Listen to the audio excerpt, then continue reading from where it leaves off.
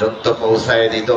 কিন্তু আমার ভাইয়েরা, মজার ব্যাপার হলো শহীদের লাশগুলি উটের পিঠে বেঁধে যখন বাড়ির দিকে দাঁড়িয়ে দেওয়া হয়, প্রত্যেকটা সাহাবীর লাশ নিয়ে, শহীদের লাশগুলি নিয়ে বাড়ির দিকে যায়। কিন্তু ওই যে ল্যাংড়া সাহাবী, ওই সাহাবীর লাশটা যখন উটের পিঠে বেঁধে দিয়ে যখন দাঁড়িয়ে দেওয়া হয়, উট আর সামনের দিকেও আগায় না, পিছনের দিকেও যায় না, উটটা দাঁড়ায় আছে। উটকে বারবার ধাক্কানো হয়, উটকে পিটানো হয়, গলা ধরে টানা হয়, উটের পা আগায় না। এক পর্যায়ে সাহাবীরা অবাক হয়ে গেলেন, আরে কারণটা কি? সমস্ত শহীদদের লাশ উটের পিঠে বেঁধে যখন পিটিয়ে দেওয়া হলো, উটগুলি দৌড় দিয়ে চলে গেল, কিন্তু এই সাহাবীর লাশটা কেন নিয়ে যাওয়া হয় না? কেন এই উটটা হাঁটতে চায় না? কারণটা কি?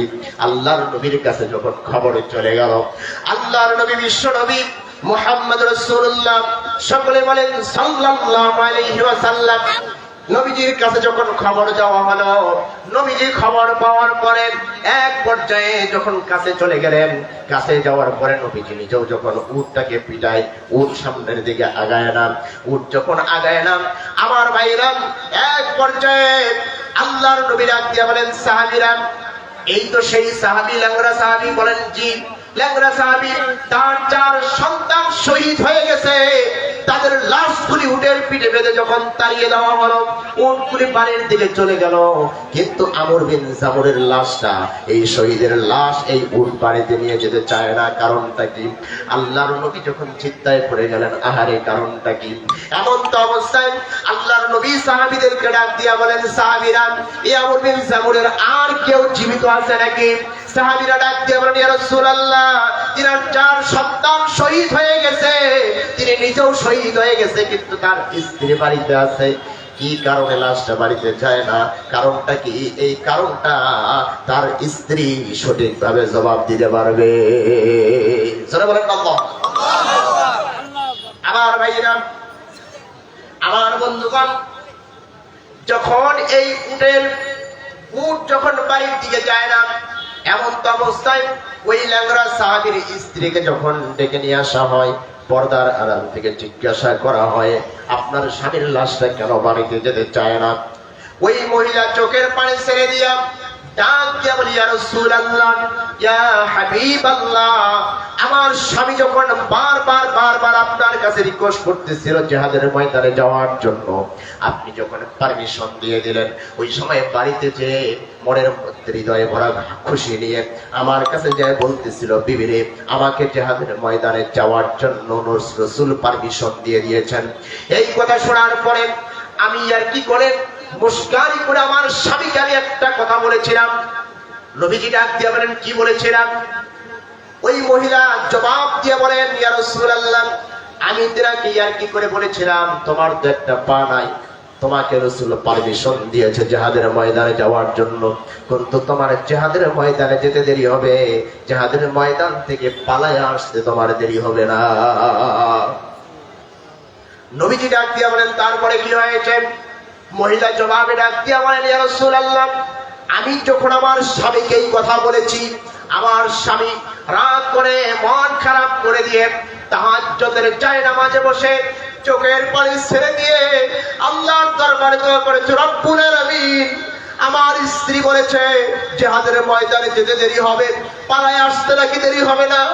ও আল্লাহ, কাবার মালিক, ও আসমানের মালিক, জমিনের মালিক, আমি জিহাদের ময়দানে যে আমি যদি শহীদ হয়ে যাই, আমার লাশটা পর্যন্ত যেন আমার বাড়িতে না আসে।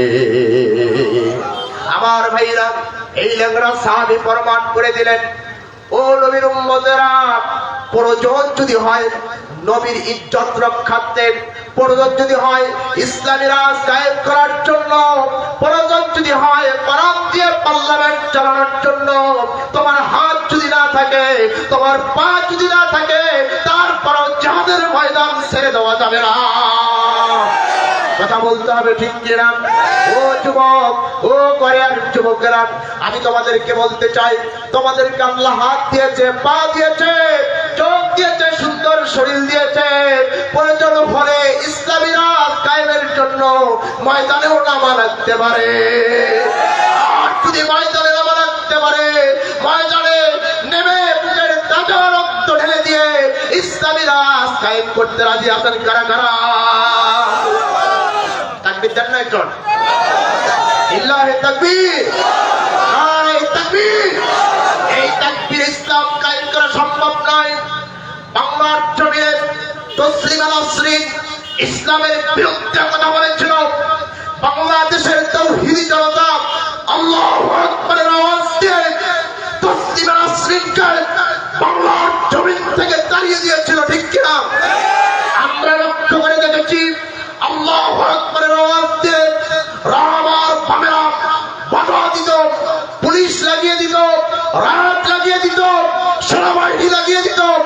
আমরা 5 আগস্টে লক্ষ্য করে দেখলাম রামার বাপ যখন পালিয়ে গেল, সেনাবাহিনীরা আল্লাহু আকবারের আওয়াজ তুলেছিল, ঠিক কিনা? ও মুসলমানরা, আল্লাহু আকবার দিয়ে ইসলাম কায়েম করতে হবে। আল্লাহু আকবারের আওয়াজ দিয়ে ইসলামী রাজ কায়েম করতে হবে। আল্লাহু আকবারের আওয়াজ দিয়ে কোরআনকে পার্লামেন্টে বসাতে হবে, ঠিক কিনা? আপনার জবান থেকে যদি আল্লাহু আকবার বের না হয়, বুঝবেন আপনার ভিতরে মুনাফিকি স্বভাব আছে। কথা বলতে হবে, ঠিক কিনা? ও মুসলমানরা, এটা শাহজালালের জমিন, এটা শাহপুরের জমিন, শাহ মাকতুমের জমিন, ওলি আল্লাহর জমিন, তিতবরের জমিন, আল্লাহ সাইদির বাংলার জমিন, ঠিক কিনা? এই দেশে ইসলামের বিরুদ্ধে কথা বলে কেউ টিকে থাকতে পারে নাই, ঠিক কিনা? আগামীতেও কেউ যদি ইসলামের বিরুদ্ধে কথা বলে, কোরআনের বিরুদ্ধে কথা বলে, আমার নবীর বিরুদ্ধে কথা বলে, বর্তমান প্রধান উপদেশের কাছে অনুরোধের সাথে বলতে চাই, তারা যদি কথা বলে তাদের জিহ্বা কেটে কুকুরকে খাওয়ানো হবে বাইতুল মুকাররমের সামনে, ঠিক কিনা? কথা বলতে হবে, ঠিক কিনা? ভয় পাচ্ছেন আপনারা? ভয় পাচ্ছেন? পিছনের লোক কথা বলে না, ওরা প্রায় কখন দা কি হয়। আর টেনশনের কিছু নাই, স্বাধীন দেশ। কথা বলেন না কেন? আরে বাবা, আগেই তো কথা বলতে ভয় পায়নি, জেল মামলা হামলার এইগুলার ভয় পায়নি, স্বাধীন দেশে কিসের ভয়, ঠিক কিনা? কথা বলেন, ঠিক কিনা? স্বাধীন দেশে মুসলমানের কোনো ভয় থাকার কথা নয়। ভয় তো পাবে তারা ইসলামের বিরুদ্ধে গোপনে রাতে রাতে যারা বেড়ায়া ইসলামের বিরুদ্ধে ষড়যন্ত্র করে যারা, ঠিক কিনা? আমরা তো বীরের জাত, খালিদ বিন ওলীদের জাত, আমরা তো ওমরের জাত। যে ওমর ইসলাম গ্রহণ করার পরে ডাক দিয়ে বলেছেন, ইয়া রাসূলুল্লাহ, কোরআন সত্য না মিথ্যা? নবীজি বলেছেন সত্য। আল্লাহ সত্য না মিথ্যা? নবীজি বলেছেন সত্য। আপনি নবী সত্য না মিথ্যা? নবীজি বলেছেন সত্য। ওমর ডাক দিয়ে বলেন, ইয়া রাসূলুল্লাহ, সব যদি সত্য হয় তাহলে মক্কা নগরীতে ইসলাম গোপনে দেওয়া চলবে না। কথা বলেন, ঠিক কিনা? ওমর রাদিয়াল্লাহু তাআলা আনহু খোলা তরবারি হাতে নিয়ে মক্কার অলিতে গলিতে যখন আল্লাহু আকবারের তাকবীর দেওয়া শুরু করে দিয়েছিলেন, মক্কার কাফেররা, বেঈমানরা, আবু জাহেল, আবু লাহাব, উতবা, শাইবা, পাক টাটা গোলামেরা বাড়ি থেকে, ঘর থেকে মাথা বের করে দেখে আল্লাহু আকবারের ধ্বনি দেয় কেড়ে।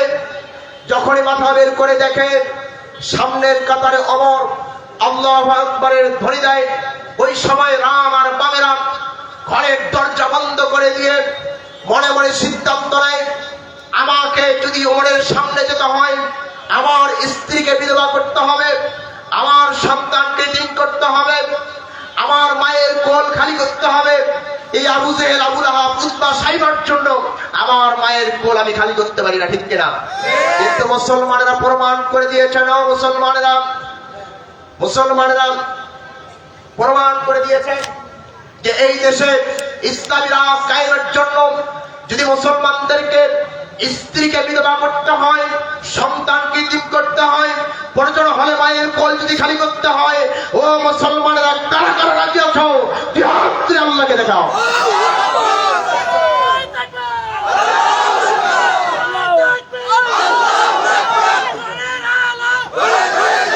মাশাআল্লাহ। আমার সময় আসলে শেষ, আমি আর কথা লম্বা করতে পারতেছি না। আমার সময় একেবারেই স্বল্প সময়, যতটুকু কথা আপনাদের সামনে বলেছি সাজিয়ে গুছিয়ে বলার চেষ্টা করেছিলাম। কিন্তু অল্প সময়ে সাজিয়ে গুছিয়ে কোনো কথা বলা যায় না, ঠিক কিনা? যতটুকু বলেছি ভুল ত্রুটি ক্ষমা চেয়ে আমার আলোচনা আমি শেষ করতে চাই। আমি আপনাদের এলাকার এই সন্তান, পাশে আমার প্রতিষ্ঠান রয়েছে, কালীমেলায় মহিলা মাদ্রাসা রয়েছে, এবং আপনাদের সাথে রাত পরেই দেখা হয় দরিয়াতে আসলে, ঠিক কিনা? আরো যদি কোনোদিন সুযোগ হয় কোরআনের ময়দানে কথা হবে প্রাণ খুলে ইনশাআল্লাহ। আমি আপনাদের কাছে দোয়া চেয়ে আমার আলোচনা এখানেই শেষ করতেছি। ওয়া আখির দাওয়ানা আলহামদুলিল্লাহি রাব্বিল